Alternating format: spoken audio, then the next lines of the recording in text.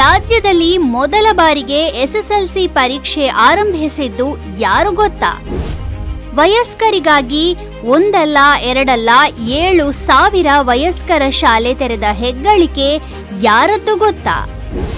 ಭಾರತದ ಮೊಟ್ಟ ಮೊದಲ ಬೃಹತ್ ಜಲಾಶಯ ಕೃಷ್ಣರಾಜಸಾಗರ ನಿರ್ಮಿಸಿದ ಕೀರ್ತಿ ಯಾರದ್ದು? ಮೈಸೂರಿನ ಸುವರ್ಣ ಯುಗಕ್ಕೆ ಕಾರಣರಾದ ರಾಜರ್ಷಿ ಎಂಬ ಬಿರುದು ಪಡೆದ ಈ ರಾಜರ ಬಗ್ಗೆ ನಿಮಗೆಷ್ಟು ಗೊತ್ತು? ಮೈಸೂರಿನ ಒಡೆಯರ ಸಂಸ್ಥಾನದ ಪ್ರಸಿದ್ಧ ದೊರೆ ನಾಲ್ವಡಿ ಕೃಷ್ಣರಾಜ ಒಡೆಯರು. ಮೈಸೂರು ರಾಜ್ಯವನ್ನು ಇಡೀ ದೇಶವೇ ತಿರುಗಿ ನೋಡುವಂತೆ ಮಾಡಿದ್ದ ಅವರನ್ನು ಜನರೆಲ್ಲ ಪ್ರೀತಿಯಿಂದ ರಾಜರ್ಷಿ ಎಂದೇ ಕರೆಯುತ್ತಿದ್ದರು. ಕೃಷಿ, ಕೈಗಾರಿಕೆ, ನೀರಾವರಿ, ಜಲವಿದ್ಯುತ್, ಶಿಕ್ಷಣ, ಆರೋಗ್ಯ ಸೇರಿದಂತೆ ಹಲವು ವಲಯಗಳಲ್ಲಿ ಅಂದಿನ ಮೈಸೂರು ರಾಜ್ಯ ಮುಂಚೂಣಿಯಲ್ಲಿತ್ತು. ಕನ್ನಡಿಗರೆಲ್ಲರೂ ಪ್ರತಿದಿನ ನೆನಪಿಸಿಕೊಳ್ಳಲೇಬೇಕಿರುವ ಆ ಮಹಾನ್ ರಾಜರ ಬಗ್ಗೆ ಒಂದಷ್ಟು ಮಾಹಿತಿಗಳನ್ನು ತಿಳಿಯೋಣ.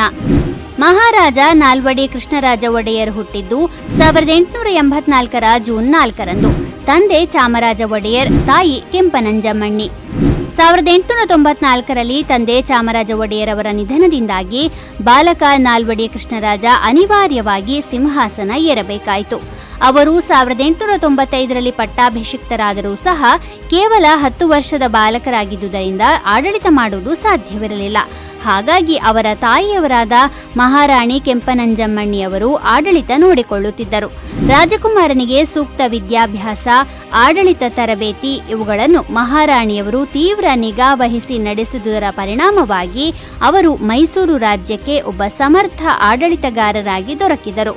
ಕ್ಲಪ್ತ ವಯಸ್ಸಿಗೆ ಬಂದ ಬಳಿಕ ಆಡಳಿತ ವಹಿಸಿಕೊಂಡ ನಾಲ್ವಡಿ ಕೃಷ್ಣರಾಜ ಒಡೆಯರು 1902ರಿಂದ 1940ರವರೆಗೆ ಮೈಸೂರನ್ನು ಆಳಿದರು.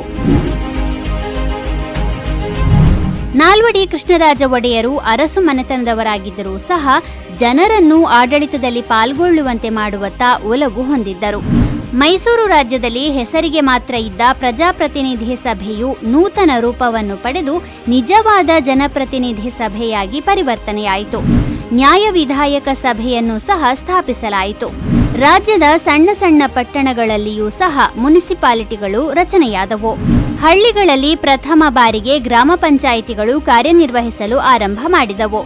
ಗ್ರಾಮೀಣ ಪ್ರದೇಶಗಳಲ್ಲಿ ಆಡಳಿತದಲ್ಲಿ ಜನರ ಭಾಗವಹಿಸುವಿಕೆಗೆ ಅಪಾರ ಉತ್ತೇಜನ ನೀಡಲಾಯಿತು. 1916ರಲ್ಲಿ ಮೈಸೂರು ವಿಶ್ವವಿದ್ಯಾನಿಲಯ ಪ್ರಾರಂಭಿಸಿದರು. ಬೆಂಗಳೂರಿನಲ್ಲಿ ಕೃಷಿ ವಿವಿ ಸ್ಥಾಪಿಸಿದರು. 1911ರಲ್ಲಿ ಎಸ್ಎಸ್ಎಲ್ಸಿ ಪರೀಕ್ಷೆ ಆರಂಭ ಮಾಡಿಸಿದರು. ಕಡ್ಡಾಯ ಪ್ರಾಥಮಿಕ ಶಿಕ್ಷಣ ಕಾಯ್ದೆ ಜಾರಿ ಮಾಡಿದರು. ವಯಸ್ಕರಿಗಾಗಿ 7,000 ವಯಸ್ಕರ ಶಾಲೆ ತೆರೆದರು. 1907ರಲ್ಲಿ ವಾಣಿ ವಿಲಾಸ ಸಾಗರ ಕಟ್ಟಲ್ಪಟ್ಟಿತು. ಭಾರತದ ಮೊಟ್ಟ ಮೊದಲ ಬೃಹತ್ ಜಲಾಶಯ ಕೃಷ್ಣರಾಜ ಸಾಗರ 1911ರಲ್ಲಿ ಆರಂಭವಾಯಿತು. ಅವರ ಕಾಲದಲ್ಲಿ ರಾಜ್ಯದ ನಾನಾ ಭಾಗಗಳಲ್ಲಿ 270 ಉಚಿತ ಆಸ್ಪತ್ರೆಗಳು ಕಾರ್ಯಾರಂಭ ಮಾಡಿದವು.